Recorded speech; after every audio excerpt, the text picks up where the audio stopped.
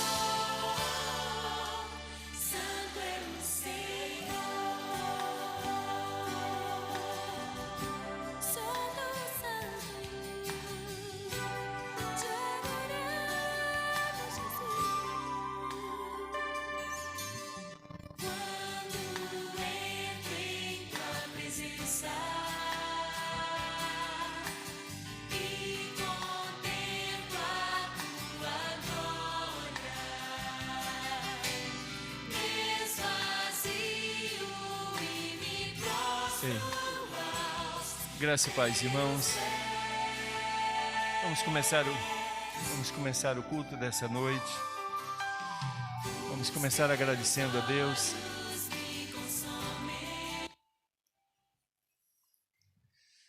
A palavra de Deus diz no Salmo 103: bendize a minha alma o Senhor.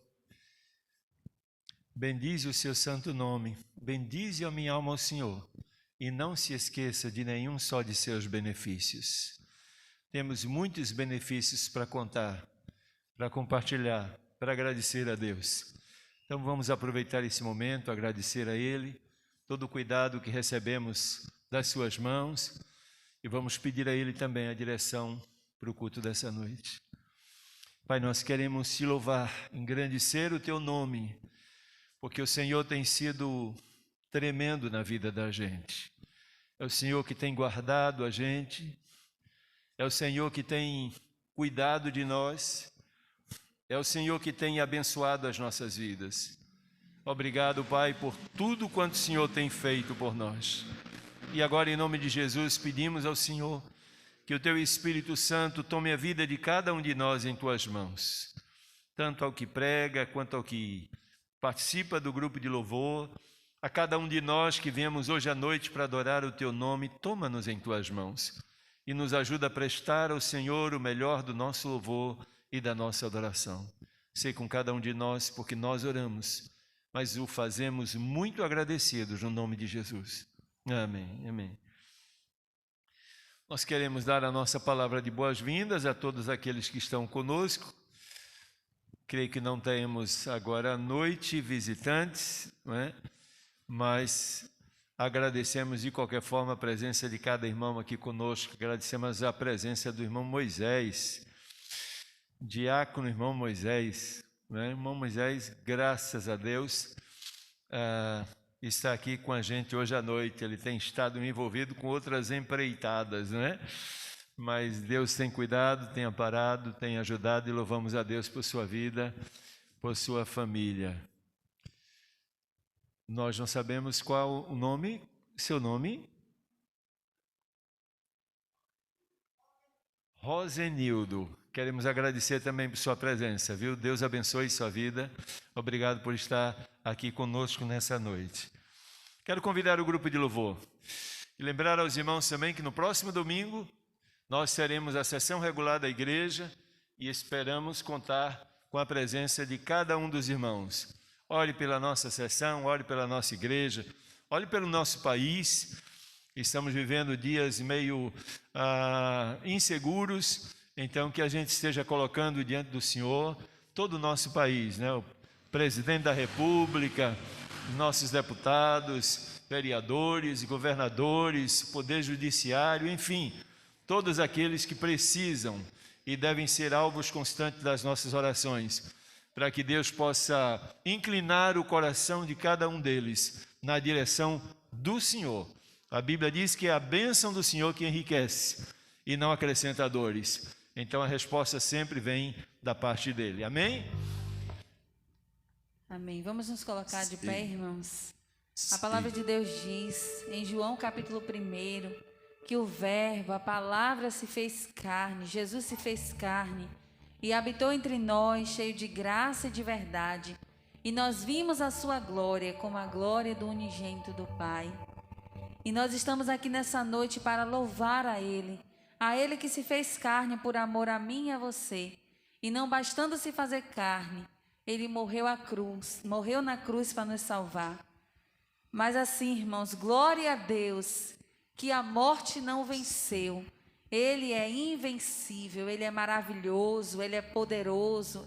E é por causa dele que nós estamos aqui nessa noite. Então vamos louvar esse nome, o nome de Jesus, que é lindo, que é maravilhoso, que é poderoso, porque nesse nome há poder. Amém? Vamos louvá-lo.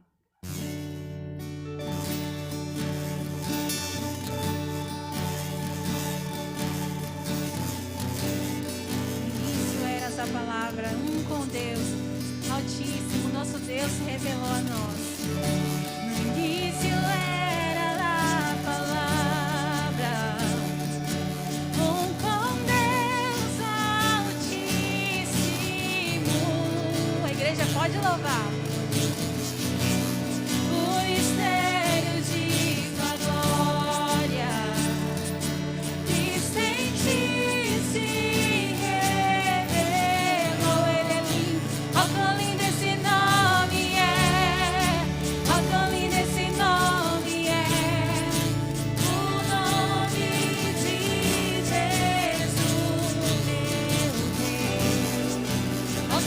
Esse nome é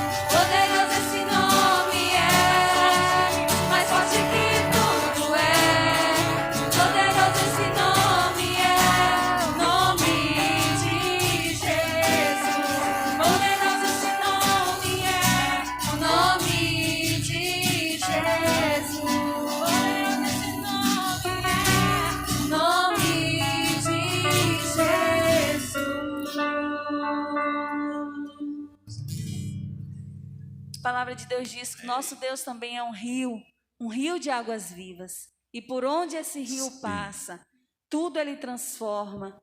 Que nós possamos, meus irmãos, deixar o rio de Deus fluir em nós, tirando tudo aquilo que não lhe agrada. E através de nós, para que através das nossas vidas, o rio de Deus possa alcançar e matar a sede de muitos sedentos. Amém? Deixa o rio de Deus passar aí.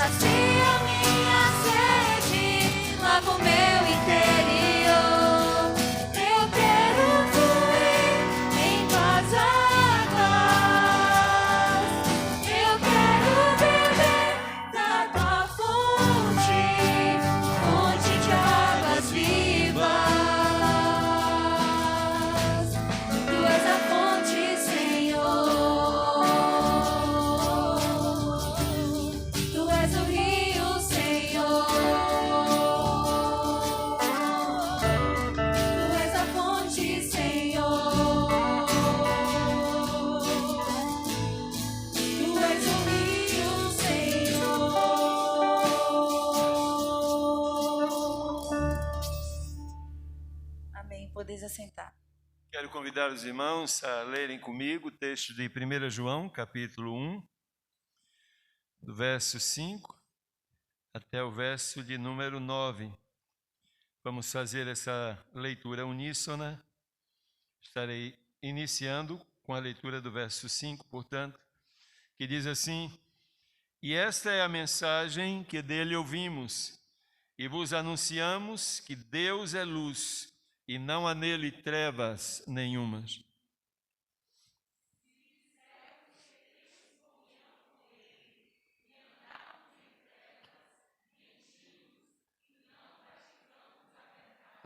Mas se andarmos na luz, como ele na luz está, temos comunhão uns com os outros, e o sangue de Jesus Cristo, seu Filho, nos purifica de todo pecado.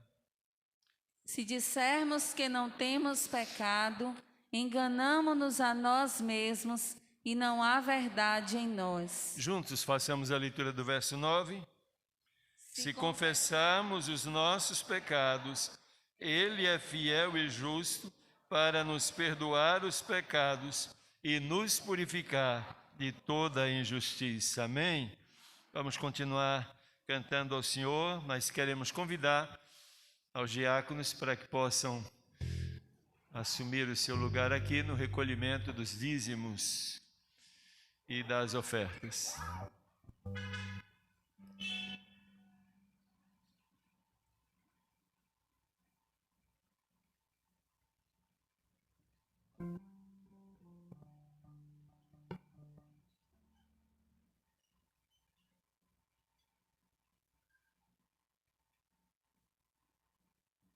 Amém. Vamos continuar louvando com Jó, que perguntaram a ele como ele podia adorar se ele não tinha mais motivo para cantar.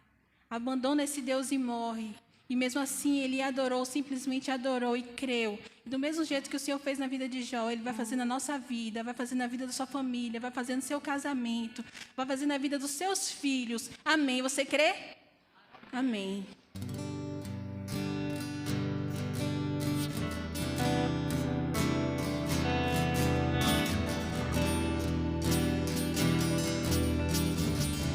Sentados, vamos louvar com toda a força e dizer: Jó, como pode ainda adorar se não tem motivos para cantar? Abandona esse Deus e morre. Mas não adoro pelo que ele faz, nem menos por bens materiais. Eu adoro pelo que ele é, eu sou dele.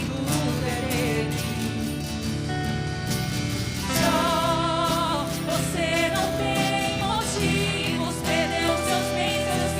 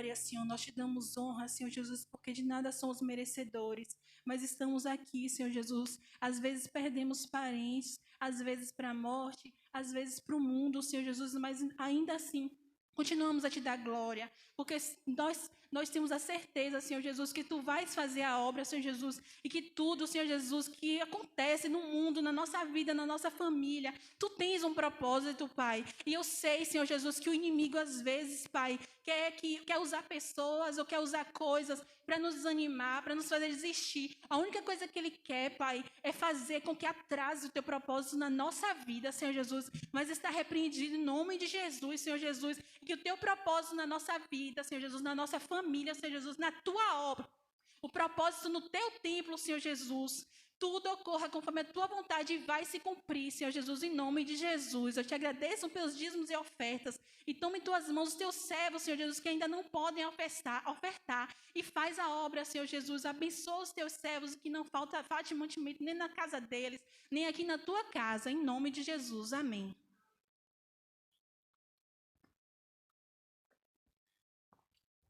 Quero convidar os irmãos a abrir sua Bíblia no Evangelho de João, capítulo 8. Nós leremos do verso 31 até o verso de número 36, texto onde estaremos refletindo um pouco com os irmãos nessa noite. Logo depois teremos a celebração da ceia do Senhor. Evangelho de João, capítulo 8, do verso 31 ao verso 36, diz assim: Jesus dizia, pois, aos judeus que criam nele: se vós permanecerdes na minha palavra, verdadeiramente sereis meus discípulos, e conhecereis a verdade, e a verdade vos libertará. Responderam-lhe: somos descendência de Abraão, e nunca servimos a ninguém. Como dizes tu, sereis livres? Respondeu-lhe Jesus: em verdade vos digo, que todo aquele que comete pecado é servo do pecado. Ora, o servo não fica para sempre em casa, o filho fica para sempre. Se, pois, o filho vos libertar, verdadeiramente sereis livres. Amém? Meus irmãos, nessa noite eu não tenho a menor dúvida que, se fosse formular essa pergunta aos irmãos, os irmãos, na verdade, raciocinariam da mesma maneira. Nessa noite eu vivo um misto de alegria e de tristeza. A alegria se dá pelo fato de que estamos próximos do 7 de setembro. O dia em que, segundo está registrado nos anais da nossa história, o Brasil se tornou definitivamente independente do domínio de Portugal. E é claro, ao longo desses 199 anos de emancipação política,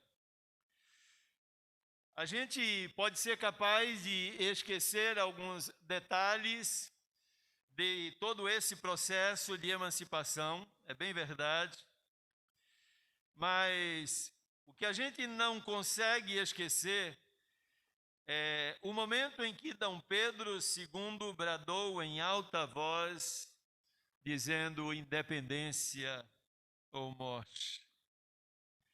Parei para refletir um pouco a respeito do que necessariamente ele queria dizer com isso, e cheguei à conclusão de que, na mente de D. Pedro II, liberdade é um bem supremo, é um bem indispensável e inegociável na vida de um povo. Liberdade tem a ver com a dignidade, e disso eu não tenho a menor dúvida, nenhum de nós pode nem deve abrir mão. Mas, como eu já disse, nós vivemos o misto, não só da alegria, mas também da tristeza. E a tristeza se dá porque há mais de 2000 anos atrás, Jesus de Nazaré foi capaz de rasgar os céus e descer a essa terra com a missão de abençoar pessoas, de cuidar de pessoas, de curar pessoas, de pregar as boas novas de salvação para muita gente, mas, sobretudo, para morrer em uma cruz com o objetivo de libertar e salvar a humanidade do seu pecado e até mesmo da condenação do inferno. O que, no entanto, a gente percebe, meus irmãos, é que esse brado que Jesus manifestou lá na cruz não é igualmente lembrado e muito menos valorizado pela maioria das pessoas da nossa nação. E eu e você sabemos perfeitamente o que Jesus declarou na cruz.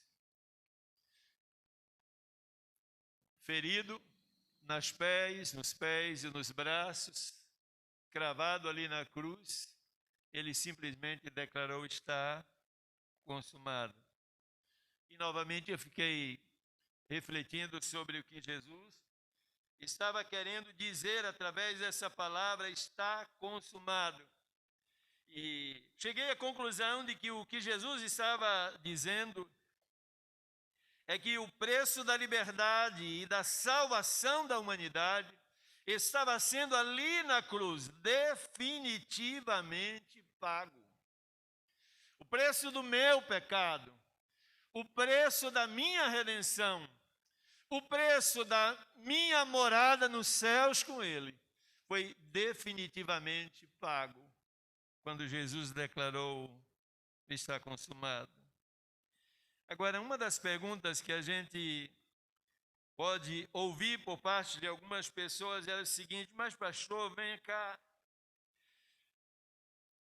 Se Jesus morreu pela minha liberdade, a liberdade da humanidade, então por que é que eu não consigo me sentir livre?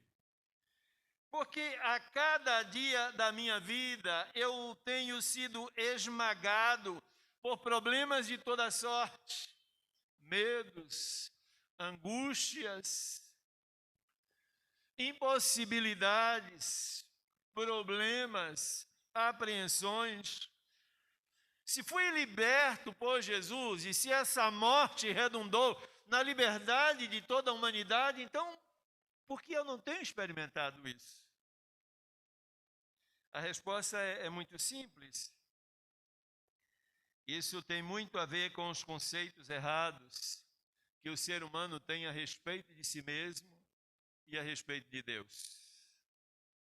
À luz desse texto, meus irmãos, nós temos alguns desses conceitos que têm impedido as pessoas, e até mesmo, se olharmos com mais detalhe para o texto, lideranças religiosas, de experimentarem aquilo que a gente deseja chamar de verdadeira liberdade.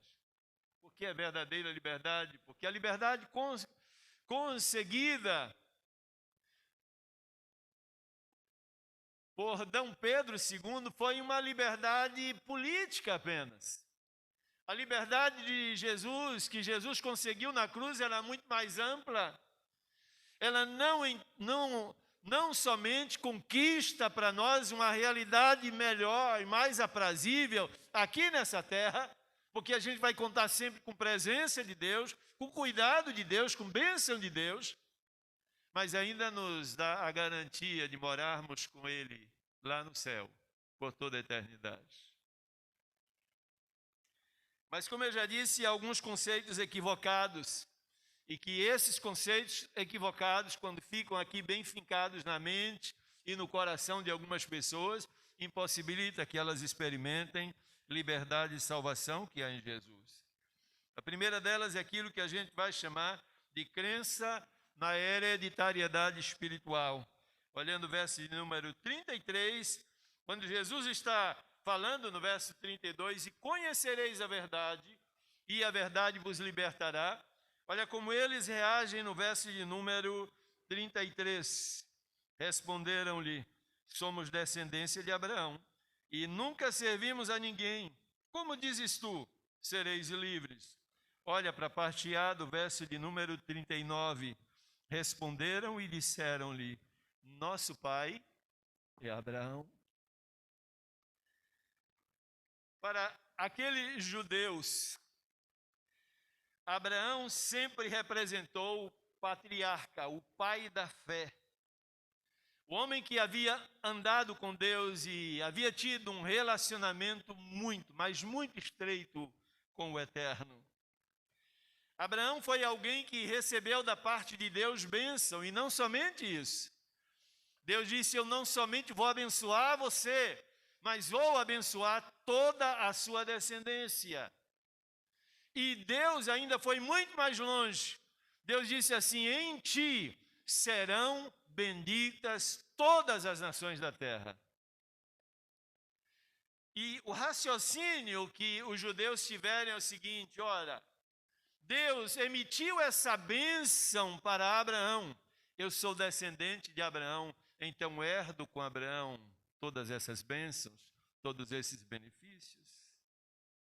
E eles começaram a desenvolver na mente, no coração deles, a certeza de que eles não tinham necessariamente que se esforçar para obter uma vida de maior intimidade com Deus.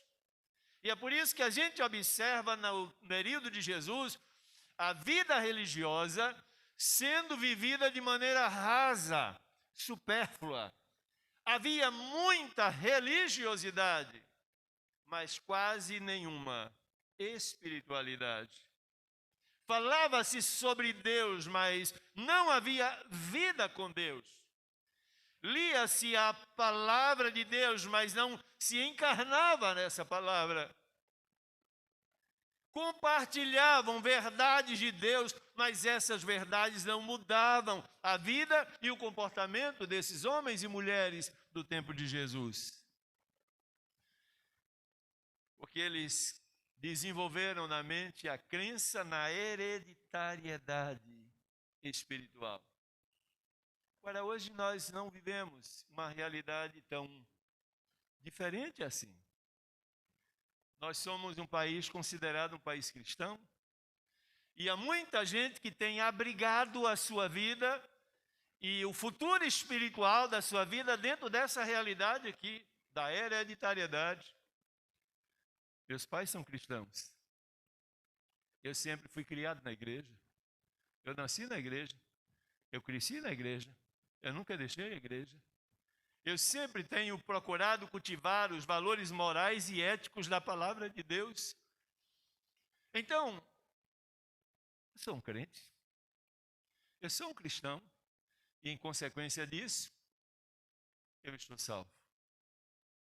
Já recebi os benefícios da cruz de Cristo. Sou um homem livre, uma mulher livre, um homem salvo, uma mulher salva. Essa crença que tem sido extremamente perigosa na vida de muita gente. Que a palavra de Deus diz que o fato de termos nascido num lar cristão e sermos criados e educados dentro da igreja cristã, isso necessariamente não faz da gente um cristão. Para que eu e você sejamos considerados cristãos à luz da palavra de Deus, eu e você precisamos entender quem é Jesus, precisamos crer em Jesus, precisamos render a nossa vida a Ele, precisamos passar pelo processo da conversão, da regeneração, para que a salvação se efetive na vida da gente. O simples fato de entrar num templo, de participar da vida de uma igreja, não confere a nenhum de nós esses benefícios espirituais que a cruz de Cristo nos promete, nos outorga. Portanto, crer nessa hereditariedade espiritual é um laço do diabo que interferiu e impossibilitou os judeus do tempo de Jesus de receberem a verdadeira liberdade e a verdadeira salvação. E hoje não tem sido necessariamente diferente. Para Jesus, os verdadeiros descendentes de Abraão são aqueles que manifestam, apresentam os mesmos atos de Abraão. Só você dá uma lida, por exemplo, no verso de número 37. Jesus disse: bem sei que sois descendência de Abraão. Contudo, procurais matar-me, porque a minha palavra não entra em vós. Percebeu? A descendência de Abraão de que Jesus está falando aqui é a descendência natural de Abraão. Mas espiritualmente eles não tinham nada a ver com Abraão, porque os seus atos eram completamente opostos ao de Abraão. Abraão era um homem que andava com Deus, mas eles viviam longe de Deus. Abraão cria nas promessas de Deus e eles não viviam de acordo com essa realidade.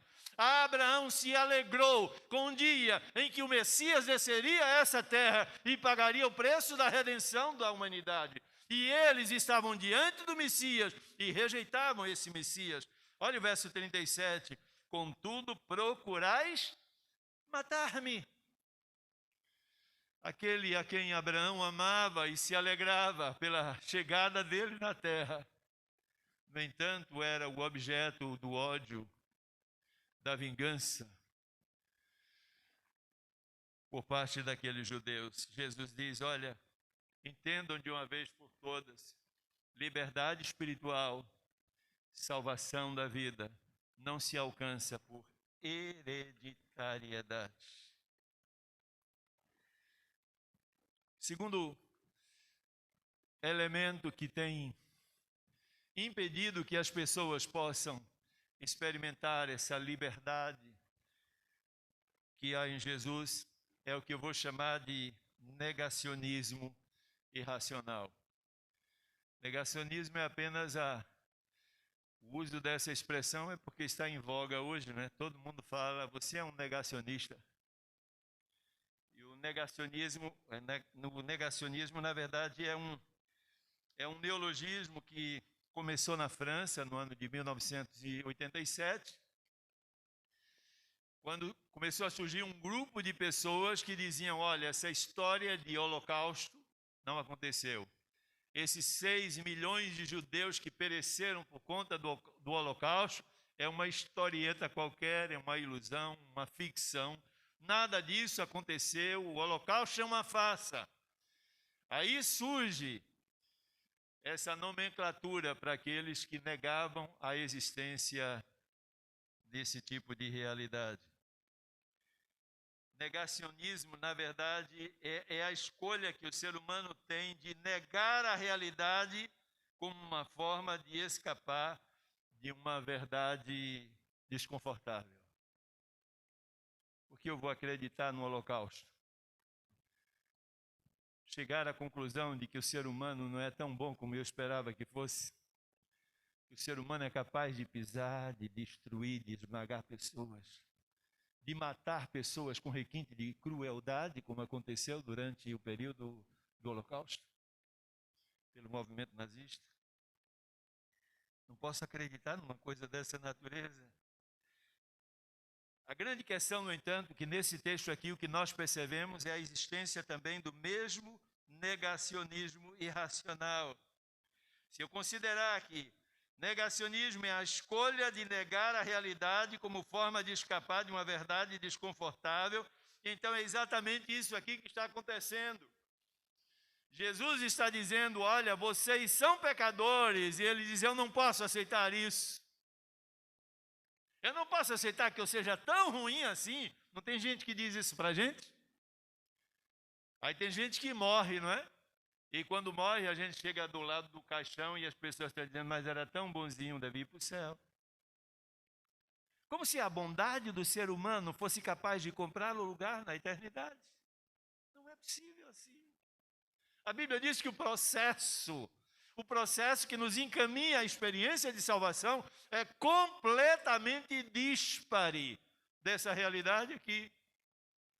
Se eu quiser ir para o céu, eu tenho espaço para chegar lá, mas não mediante a minha própria meritoriedade.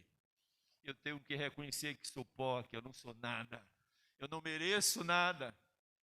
Eu não tenho necessariamente nenhum valor pessoal que me autorize a chegar no céu,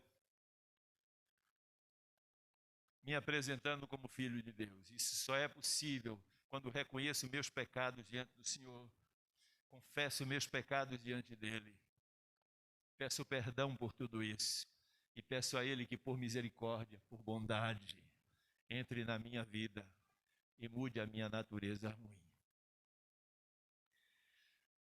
Talvez seja essa a razão pela qual muita gente naquela época de Jesus não experimentava a verdadeira liberdade.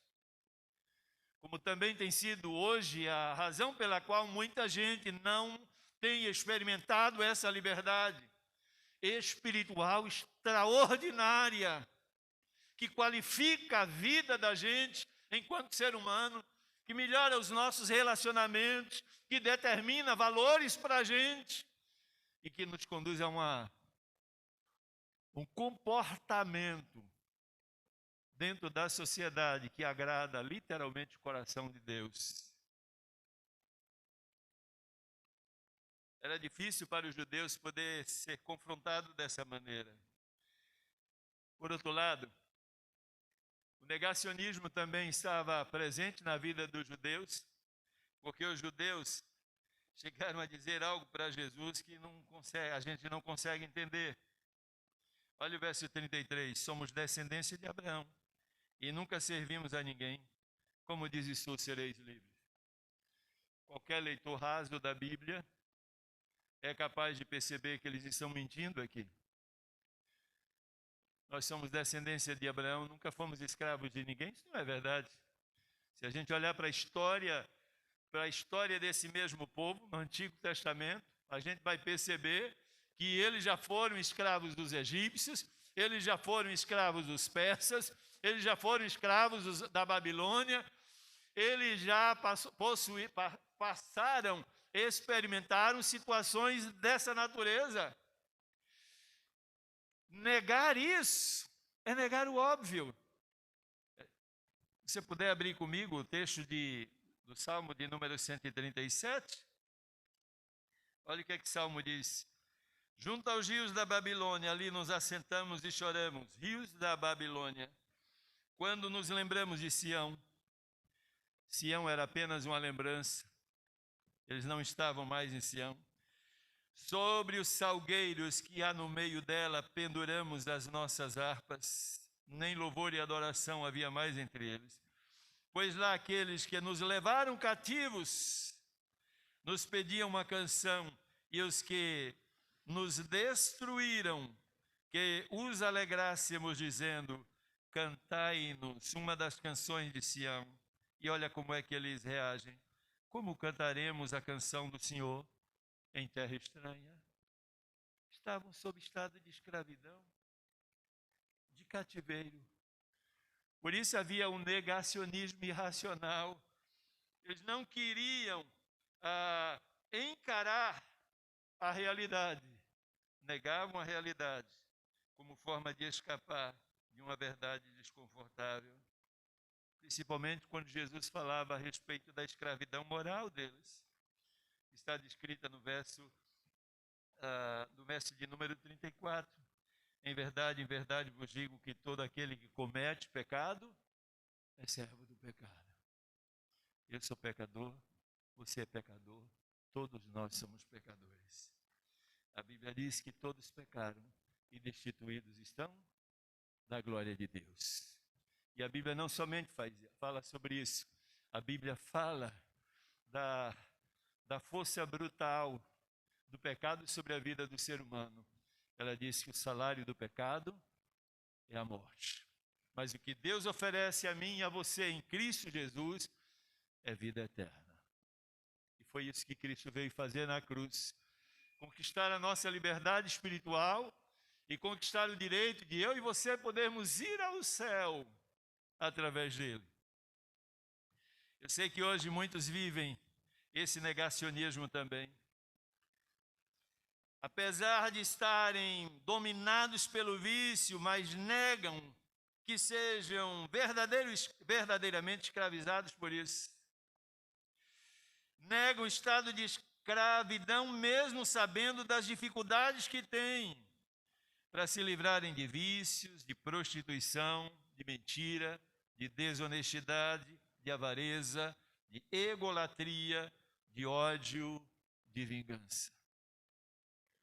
Essa é a razão pela qual muitos ainda não têm experimentado a verdadeira liberdade que há em Cristo Jesus, que foi conquistada lá na cruz, quando ele simplesmente disse: olha, está consumado. Terceiro e último conceito equivocado daquela época era a respeito de Deus. Quero convidar você a abrir sua Bíblia aí em João 8, versos 41 a 44. Veja o que é que o texto diz. Jesus está falando a eles nesse momento, dizendo assim: vós fazeis as obras de vosso pai. E eles disseram a Jesus: nós não somos nascidos de fornicação, temos um pai que é Deus. Disse-lhes, pois, Jesus: se Deus fosse o vosso pai, certamente me amaríeis, pois que eu saí e vim de Deus, não vim de mim mesmo, mas ele me enviou. Por que não entendeis a minha linguagem, diz Jesus? Porque não poderdes ouvir a minha palavra. Vós tendes por pai o diabo, e quereis satisfazer os desejos de vosso pai. Ele foi homicida desde o princípio, e não se firmou na verdade, porque não há verdade nele. Quando ele profere mentira, fala do que lhe é próprio, porque é mentiroso e pai da mentira. Havia um conceito completamente equivocado de Deus. Veja bem, eles criam nessa espécie de hereditariedade espiritual, e as suas vidas estavam focadas naquilo que Abraão fez, Isaac e Jacó fizeram. Então eles se sentiam espiritualmente seguros, eram um povo de Deus, a salvação estava garantida. Não é bem assim com Deus. Agora eles desenvolvem um conceito de Deus também muito equivocado. Um conceito muito semelhante ao que tem se desenvolvido hoje. A gente tem ouvido bastante nos dias de hoje uma pregação bem diferente a respeito de Deus. A gente ouve as ênfases a respeito de amor de Deus. Nosso Deus é um Deus de amor. Aliás, as orientações que muitas vezes recebemos, muitas vezes de alguns irmãos na fé, você precisa falar um pouco mais do amor de Deus. Para que falar tanto desse negócio de pecado, de condenação e de morte? Fala do amor de Deus. O povo está carente do amor do Senhor. Deus ama sim, mas Deus não é apenas isso. O amor de Deus não é um amor irresponsável, que existe com a finalidade de atender aos nossos caprichos pessoais. O Deus que amou também é o Deus onde reside a justiça absoluta.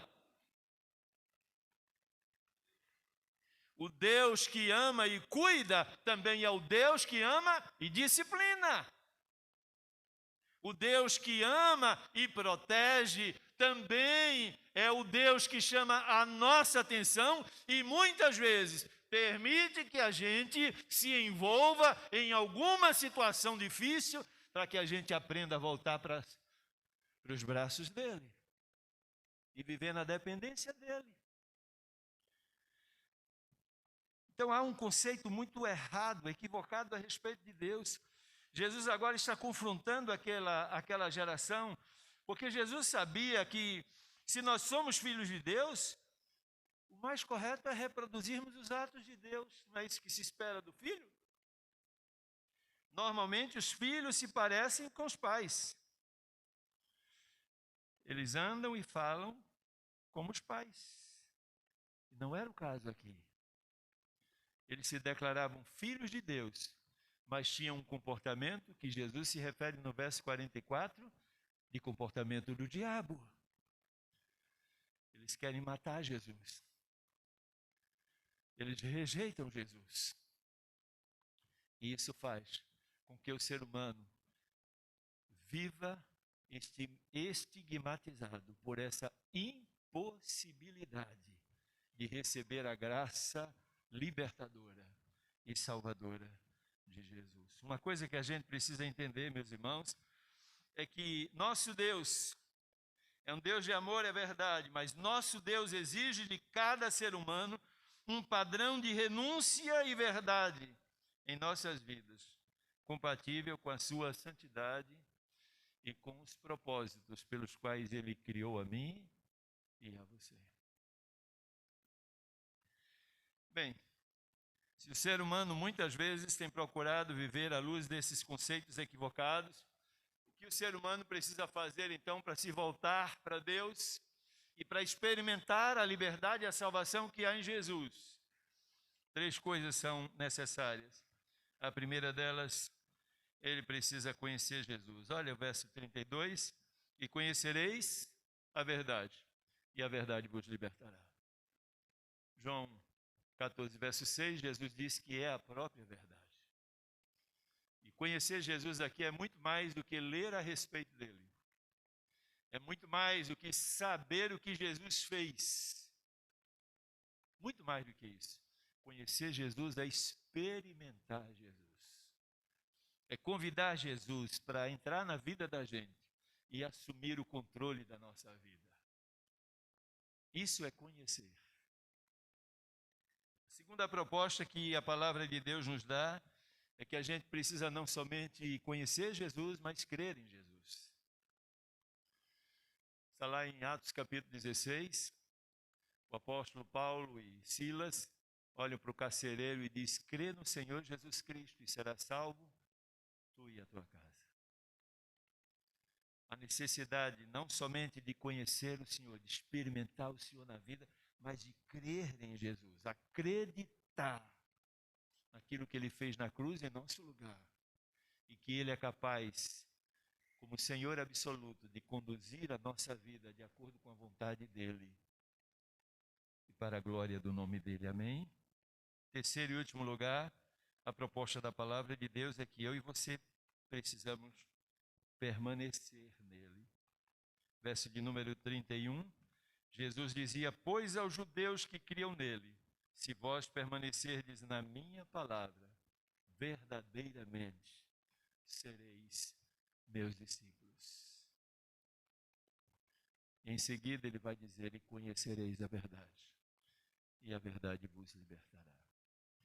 Que Deus nessa noite nos ajude a entender essas questões. Não sei necessariamente se há alguém hoje à noite aqui presente que ainda não experimentou a graça de Deus, a tal ponto de se sentir verdadeiramente livre e salvo por essa mesma graça. Não sei se hoje à noite há alguém que se sente muito mais esmagado pelas dificuldades do que necessariamente liberto para adorar e servir ao Senhor. Se houver gente assim, então eu queria dizer para você, hoje à noite é o momento oportuno para que você possa crer em Jesus, conhecer, experimentar Jesus e permanecer na palavra de Jesus. Os salvos não são apenas aqueles que levantam sua mão dizendo: eu quero entregar minha vida a Jesus. Os salvos são aqueles que conhecem o Senhor, que experimentam o Senhor na vida e permanecem na presença do Senhor. O meu justo viverá da fé, e se ele retroceder, a minha alma não terá prazer nele. É o que diz a palavra do Senhor. Que nesses tempos turbulentos em que eu e você estamos vivendo, que Deus nos encha da sua graça. Deus continue trabalhando na vida da gente, enchendo o coração da gente de fé e da certeza de que esse Deus que um dia eu e você nos rendemos lá no passado, continua conduzindo fielmente e de maneira abençoadora a vida da gente. E que no dia que o Senhor rasgar os céus e vier buscar a sua igreja, eu e você iremos com Ele e moraremos com Ele por toda a eternidade.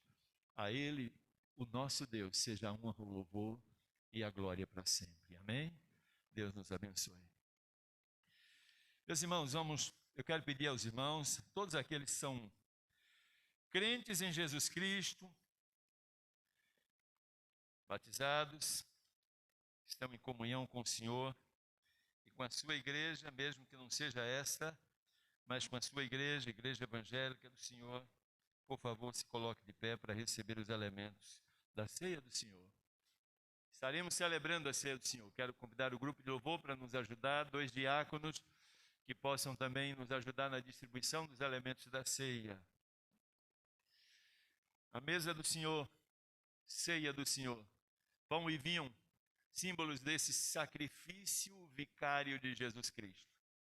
Jesus morreu na cruz do Calvário, consumou toda a obra capaz de gerar libertação e salvação para a vida da gente. Quando a gente estiver comendo pão e tomando vinho, precisamos trazer à nossa memória essa realidade. E que haja nessa noite adoração ao Senhor, gratidão ao Senhor, por essa dádiva tão extraordinária. Amém?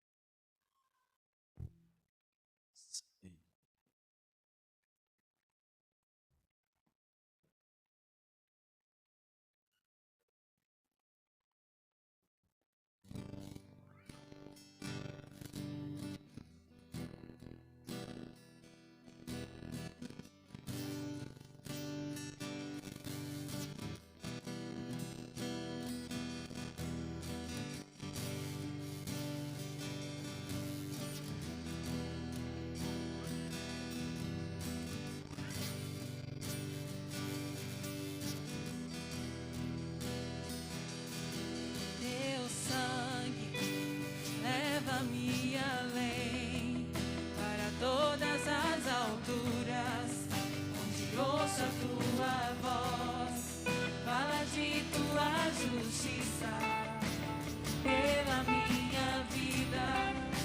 Jesus, este é o teu sangue.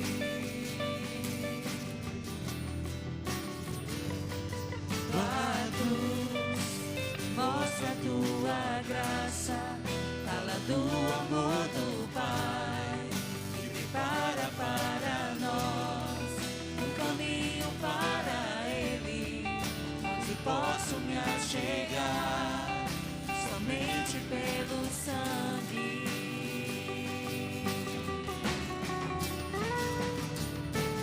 Que nos lava os pecados, que nos traz restauração. Nada além do sangue, nada além do sangue de Jesus.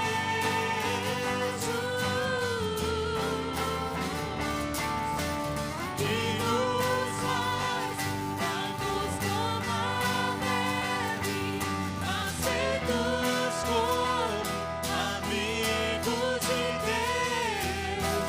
Nada além do sangue, nada além do sangue de Jesus.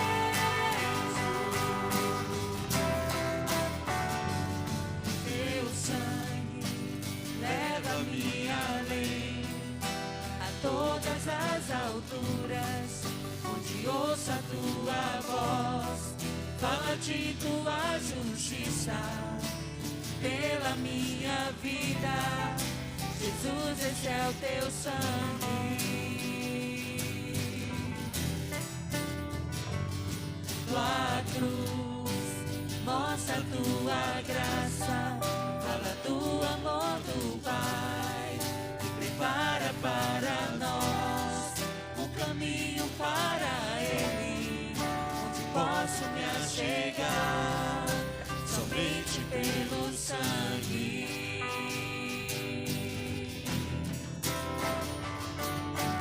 Que nos lava dos pecados, que nos traz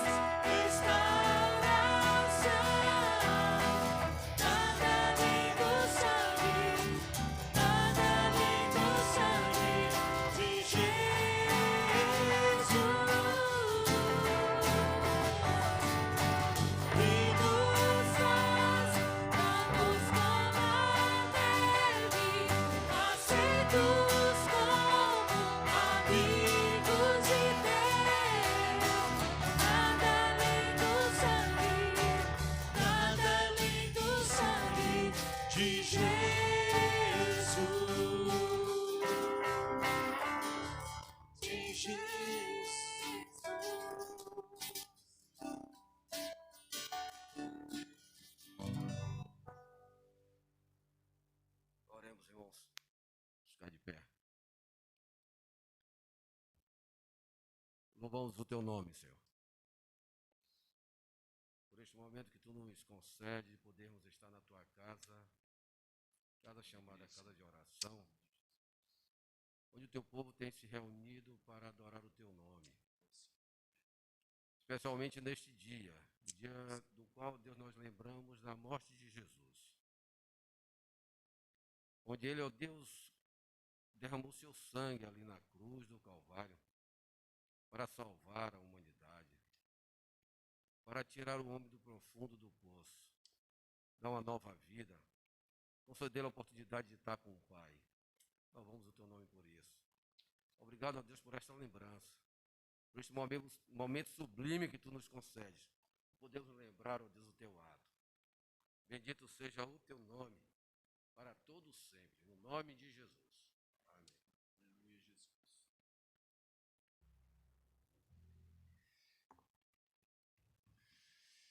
A Bíblia diz que ceia do Senhor é apenas um memorial, mas um memorial que tem um significado extremamente importante para a gente. O pão e o vinho são símbolos do corpo e do sangue de Jesus. Corpo rasgado, sangue vertido. E com qual finalidade? A finalidade de pagar o preço da nossa redenção. Se estamos aqui hoje à noite, porque um dia Jesus Cristo se deixou cravar lá na cruz por mim e por você. Se somos hoje homens e mulheres espiritualmente livres, porque um dia Jesus Cristo se deixou cravar lá na cruz por mim e por você. Se hoje nós abrigamos no coração, na alma da gente, a certeza da eternidade no céu, foi porque um dia Jesus Cristo se deixou cravar lá na cruz por mim e por você. Amor extraordinário. E que ao comermos o pão e tomar o vinho nessa noite, a gente traga à nossa memória essa realidade e que haja gratidão ao Senhor e que haja adoração profunda por tudo aquilo que Ele é, pelo que fez, pelo que faz e pelo que Ele continuará fazendo na vida de cada um de nós. Amém? Com gratidão em nosso coração, comamos o pão e tomemos o vinho.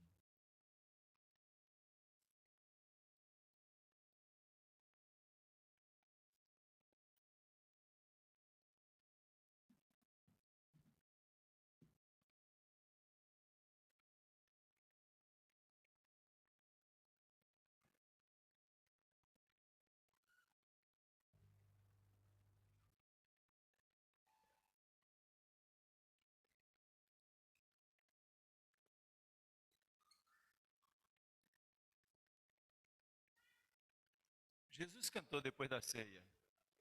Eu e você também podemos cantar. Estaremos cantando nesse momento. Vamos orar ao Senhor mais uma vez. E ao cântico desse hino estaremos encerrando o culto dessa noite. Meu Deus, meu Pai, que bom saber que nessa noite nós podemos nos declarar teus servos, teus filhos, lavados e remidos pelo sangue de Jesus.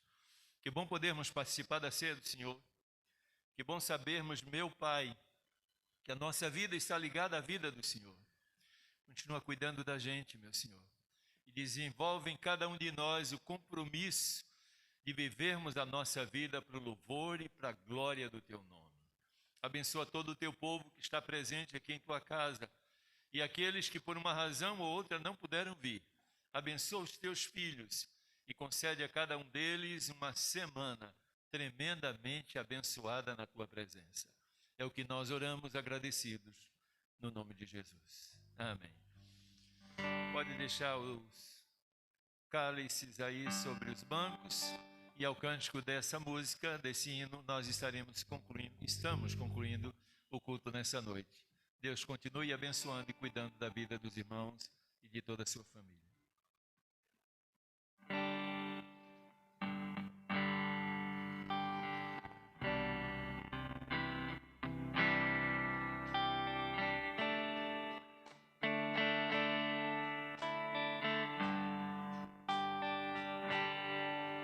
O de cruz erigiu, dela o dia fugiu,